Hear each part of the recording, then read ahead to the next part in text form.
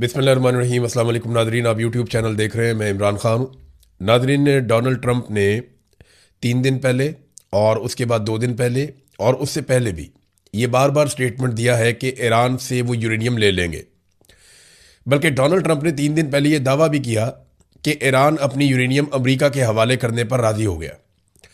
ये दावा सुन के मैं भी हैरान हो गया था और समझ नहीं आ रही थी कि इतनी बड़ी कुर्सी पे बैठा हुआ शख्स इतनी गैर जिम्मेदारी वाली बात कैसे कर सकता है। तो मुझे लगा कि शायद वाकई ईरान अपनी यूरेनियम अमेरिका को देने पर राज़ी हो गया। कुछ बड़े अच्छे जर्नलिस्ट हैं, उन्होंने भी ये कहा कि वाकई में डोनाल्ड ट्रंप ने ये स्टेटमेंट दिया है तो ऐसा हो जाएगा। इंटरनेशनली ये खबर छप गई थी, लेकिन बाद में ईरान की जानिब से चिट्टा इनकार आ गया। ईरान ने कहा जी हम तो नहीं करते, हम यूरेनियम तो नहीं देंगे। फिर डोनाल्ड ट्रंप ने कहा नहीं जी, कोई और सोल्यूशन है, कोई और तरीक़ाकार है, उसके तहत वो यूरेनियम रहेगी ईरान में, लेकिन निगरानी में रहेगी और वो कुछ और मामला हो जाएगा। इस तरह से डोनाल्ड ट्रंप ने खुद तो नहीं, लेकिन उसके साथियों ने, उसके करीबी लोगों ने मीडिया में ये चलवा दिया। अब डोनाल्ड ट्रंप ने आज के दिन में एक नया स्टेटमेंट दे दिया। नए स्टेटमेंट में डोनाल्ड ट्रंप ने कहा कि एक ऑपरेशन हुआ था मिडनाइट हैमर। ये ऑपरेशन पिछले साल ईरान के खिलाफ किया गया था अमेरिका और इसराइल की जानिब से। ये जून 2025 की बात है। तो वो जो ऑपरेशन किया गया था, उसके बाद ये दावा किया था डोनाल्ड ट्रंप ने और इसराइल ने कि अब ईरान कभी भी एटमी कुव्वत नहीं बन पाएगा। और उन्होंने कहा था कि हमने ईरान का सारा एटमी मवाद और उसकी तनसीबात तबाह कर दी हैं और हमने लाखों टन मलबे के नीचे उसे ज़मीन के अंदर दबा दिया है और अब हम सैटेलाइट से निगरानी कर रहे हैं, वो कभी भी वो नहीं निकाल पाएंगे और कभी भी एटम बम नहीं बना पाएंगे। ये दावा किया गया था डोनाल्ड ट्रंप की जानिब से और इसराइल की जानिब से, नेतन्याहू की जानिब से। लेकिन जब दोबारा जंग शुरू की गई तो ये कहा गया नहीं जी, वो ईरान एटम बम बनाने वाला है, अगर हम उसके ऊपर हमला ना करते तो चंद हफ्तों में वो एटमी धमाका कर देता। बल्कि नेतन्याहू ने तो चंद दिनों तक की बात की थी। डोनाल्ड ट्रंप ने भी ये कहा था कि ईरान एटमी तजर्बा करने वाला था, इसलिए हमें हमला करना पड़ा। अब आज डोनाल्ड ट्रंप ने दोबारा अपना स्टेटमेंट बदल दिया।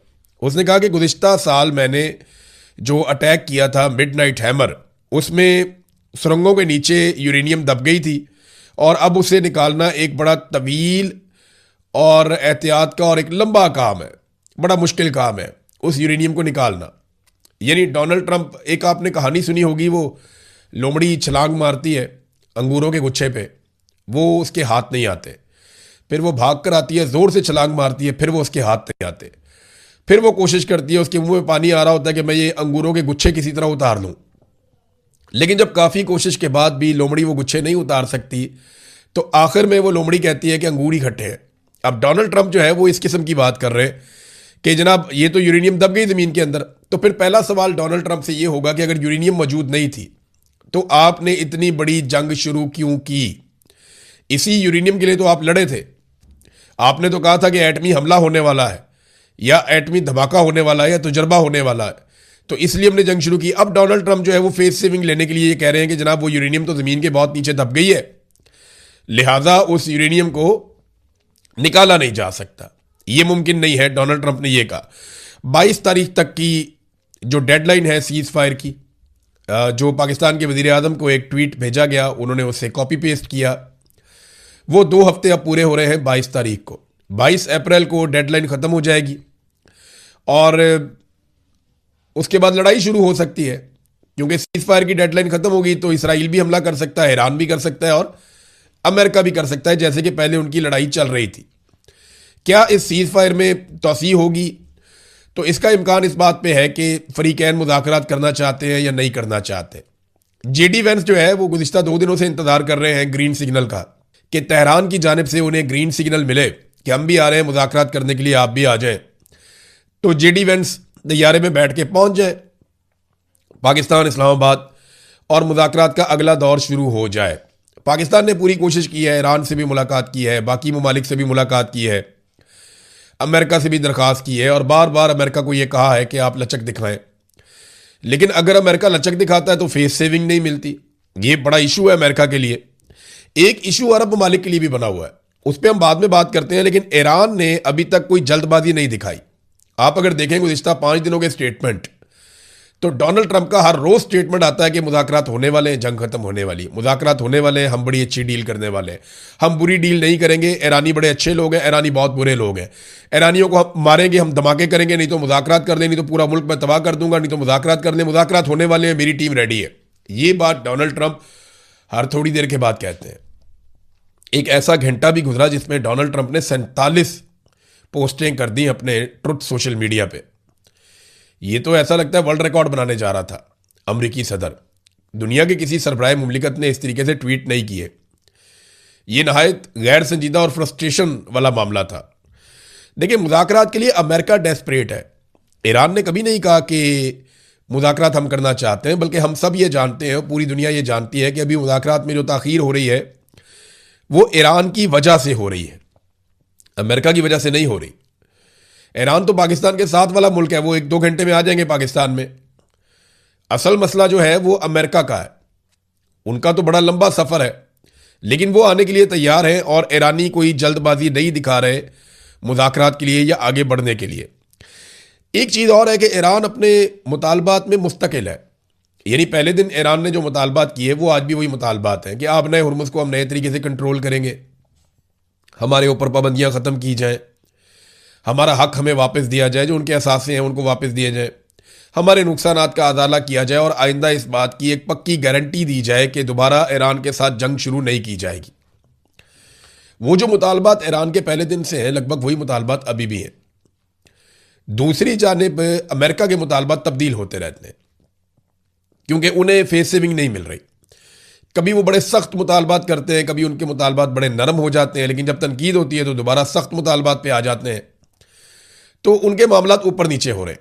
एक चीज़ नादरीन आप याद रखिएगा कि पाकिस्तान में होने वाले मुज़ाकरात में 2 अहम फरीकैन हैं, एक अमेरिका और दूसरा ईरान।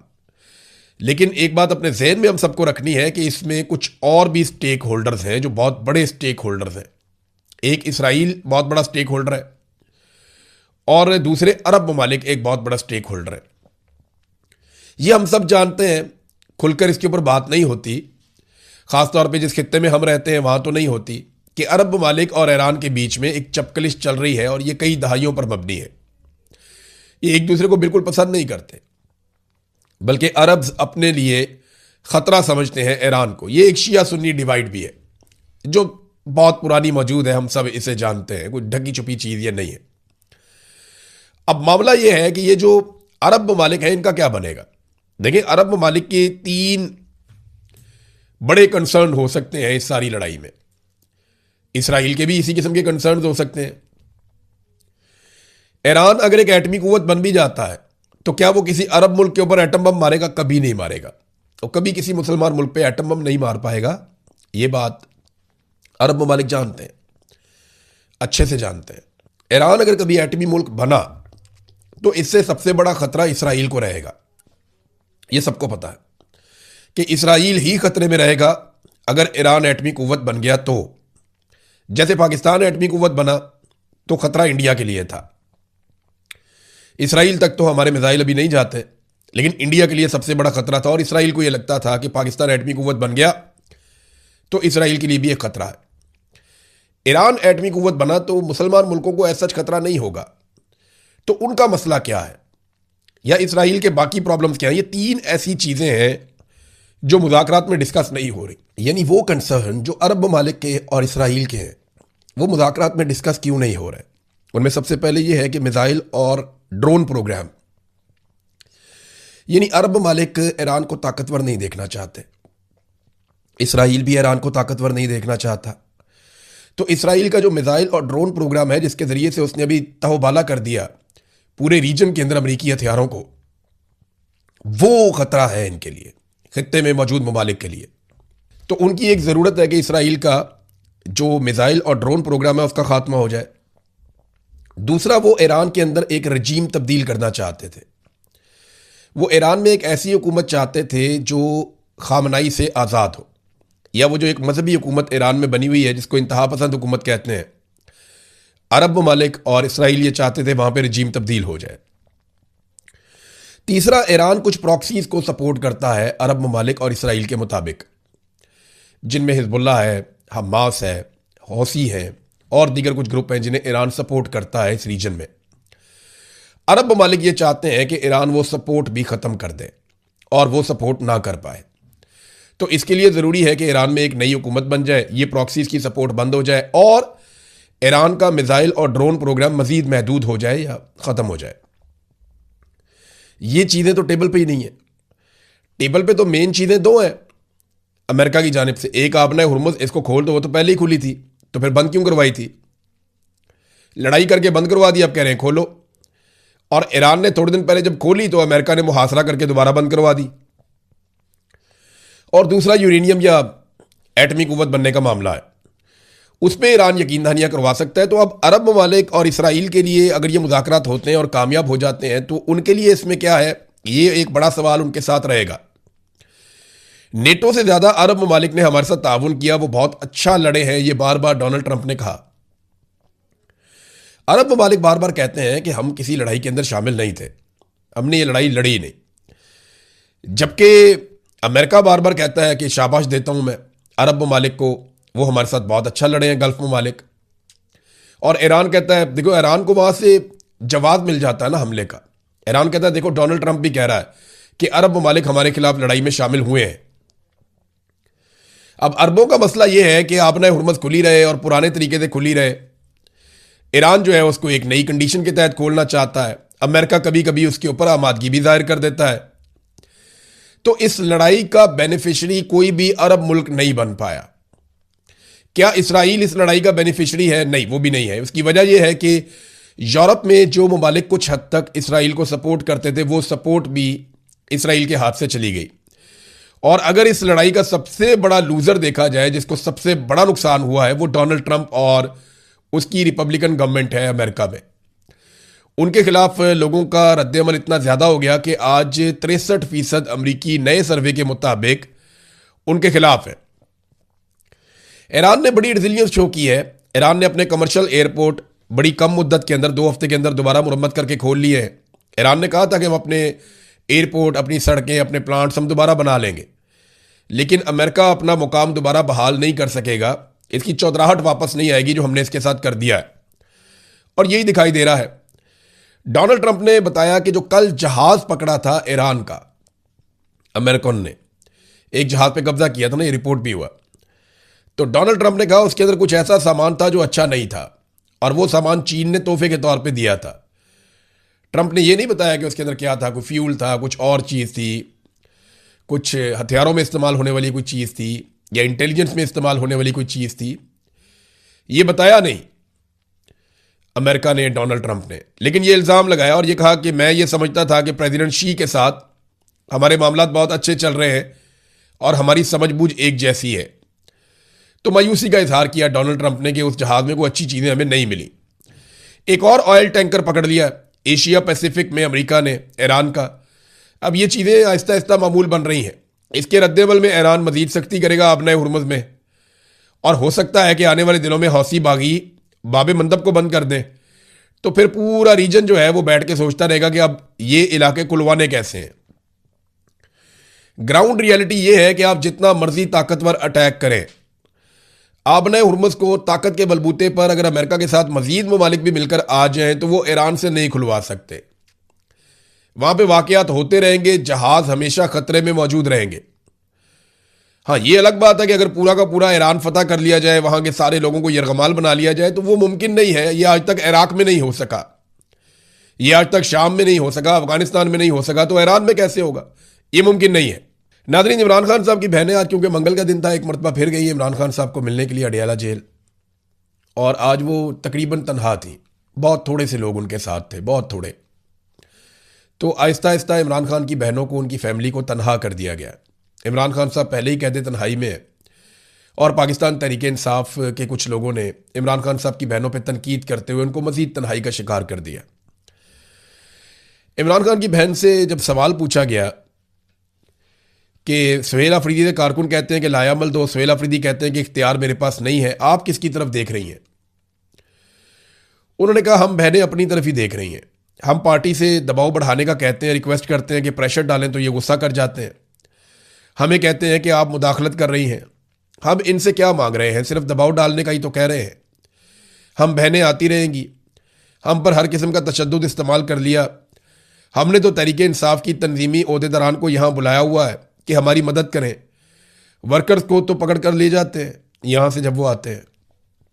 अलीमा खानम ने जलसे के बारे में भी कहा कि जलसा आप मनसूख कर रहे थे तो कम से कम इमरान खान का अस्पताल में इलाज ही करवा लेते। हुकूमत के ऊपर दबाव था, वो ये चाह रहे थे कि पूरी दुनिया में अच्छा इमेज जाए, तो बड़ी अच्छी बात थी, ठीक है अच्छा इमेज जाता, लेकिन कम से कम इमरान खान का अस्पताल में इलाज करवा लेते इस दबाव के जरिए से। तो हम अगर पाकिस्तान तहरीक इंसाफ से मदद नहीं मांगेंगे तो किससे मांगेंगे?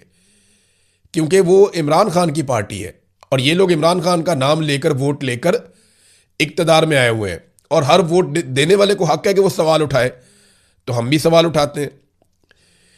ये हालात हैं इस वक्त अडियाला के बाहर। मैंने आज मनाज़िर देखे तो मुझे लगा कि शायद पाकिस्तान तहरीक इंसाफ की जो क़यादत है उन्होंने अमली तौर पे कुछ और फैसला किया है। अब पता नहीं वो क्या सोच रहे हैं, उनके दिमाग में क्या है। हो सकता है कोई चीज़ उनके पास ऐसी है जिसके बारे में अभी मीडिया को नहीं बताया गया, या कम से कम इमरान खान की बहनों को नहीं पता। दूसरी तरफ मियाँ नवाज शरीफ को एक मरतबा फिर लॉन्च किया गया है और नवाज शरीफ साहब कौम की खिदमत करने के लिए मैदान में आ गए। मियाँ साहब ने ज़मीन आसमान के कलाबे मिलाए और ये कहा कि गिलगित बल्तिस्तान में, कश्मीर में हम इलेक्शन जीतेंगे और अपनी कारकर्दगी पे जीतेंगे। कारकर्दगी इनकी पूरी कौम के सामने है। अवाम का हेल्थ कार्ड बंद करके इन्होंने अवाम को एड्स का तोहफा दे दिया है। पंजाब में एड्स के केसेस बढ़ते जा रहे हैं। जाली पुलिस मुकाबले अरूज पे है। कोई नया तरक्याती प्रोजेक्ट बड़ा इन्होंने नहीं बनाया। उस्मान बुज़दार और परवेज़ इलाही के मंसूबों के ऊपर दोबारा तख्तियाँ लगा रहे हैं। जो इमरान खान ने किया उसमें से आधे काम इन्होंने बंद कर दिए हैं। बड़े बड़े तरक्याती मंसूबे सारे बंद हैं। और पाकिस्तान रोज़ाना के हिसाब से, मैं पिछले 2 साल की कहानी आपको सुना रहा हूँ, पिछले 2 साल में पाकिस्तान ने रोज़ाना के हिसाब से 21 अरब रुपए का कर्जा लिया है। हर घंटे पाकिस्तान तकरीबन 1 अरब रुपया कर्जा ले रहा है। हर घंटे 1 अरब रुपया, 100 करोड़ हर घंटे हम ले रहे हैं। ये 21 अरब रुपए रोजाना कहां खर्च हुए? क्या पाकिस्तान में कोई डैम बना? क्या पाकिस्तान में कोई बहुत बड़ी मोटरवे नहीं बनी? क्या पाकिस्तान में नए तालीमी इदारे बने? क्या पाकिस्तान में नए अस्पताल, यूनिवर्सिटीज, खेलों के मैदान बने? क्या पाकिस्तान में टेक्निकल एजुकेशन के लिए कोई बहुत बड़ी चीजें बनी? क्या पाकिस्तान में कोई बहुत बड़ी इंडस्ट्री लग गई? क्या पाकिस्तान बहुत तरक्की कर गया, बहुत आगे चला गया आईटी के शोबे में, तालीम के शोबे में, सेहत के शोबे में, ज़राअत के शोबे में, इंफ्रास्ट्रक्चर के शोबे, किसी एक चीज में पाकिस्तान आगे गया हो तो बताएं। ये 21 अरब रुपया रोजाना कर्जा लेते हैं। ये किसकी जेबों में जा रहा है पैसा और कहां पे इस्तेमाल हो रहा है, इसका हिसाब जब इनसे मांगो तो ये कहते हैं आप गद्दार हैं और गद्दारी का मुकदमा दर्ज कर देते हैं। पाकिस्तान की तारीख का रिकॉर्ड कर्जा इन्होंने पिछले 2 साल में लिया है और जो तरक्याती मंसूबे थे उनकी रिकॉर्ड बंदिश भी हुई है। यानी कोई बड़ा तरक्याती मंसूबा ये हुकूमत इस वक्त नहीं चला रही। मेरी पाकिस्तानियों से गुजारिश है कि इससे पहले कि नवाज शरीफ वाकई खिदमत करने के लिए मैदान में आ जाएं, आप उनके आगे हाथ जोड़ लें, उनकी मिन्नत कर लें। मियाँ साहब को कहें मियाँ साहब अल्लाह का वास्ता और खिदमत ना कीजिएगा। मियाँ साहब की खिदमत की सिर्फ 2 मिसालें आपके सामने रखूंगा, आप सर पकड़ के बैठ जाएंगे।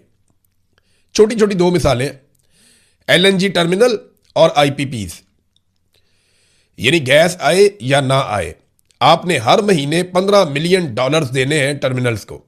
यह मियाँ साहब का कैपेसिटी पेमेंट वाला एक मुआहदा। आज कतर में गैस नहीं दे रहा, लेकिन हम LNG टर्मिनल को $15 मिलियन दे रहे हैं हर महीने। LNG पैसा हम दे रहे हैं, हमारे पास गैस नहीं है और अवाम की जेब कट रही है। यह मियाँ नवाज शरीफ ने किया। IPPs वो भी ऐसे ही है। बिजली आए या ना आए आपको बिल देना पड़ेगा। यानी गैस ना आए फिर भी बिल देंगे, बिजली ना आए फिर भी बिल देंगे। वजह क्या है? मियां नवाज शरीफ के लगाए हुए मंसूबे। 1 यूनिट बिजली इस्तेमाल करते हैं और 3 यूनिट के आप पैसे देते हैं, फिर भी लोड शेडिंग हो रही है और यूनिट की कीमत भी 4 गुना बढ़ा दी है जब से इमरान खान साहब की हुकूमत गिरी है। ये खिदमत नवाज शरीफ ने की पाकिस्तानियों की। मियाँ साहब के आगे पूरे पाकिस्तान को हाथ जोड़ने चाहिए। मियाँ साहब बड़ी मेहरबानी, हमें और खिदमत नहीं करवानी। बहुत शुक्रिया आपका, आपने बड़ी कौम की ऐसी तैसी फेर दी। आप जाके घर बैठे हैं सर, बड़ी मेहरबानी।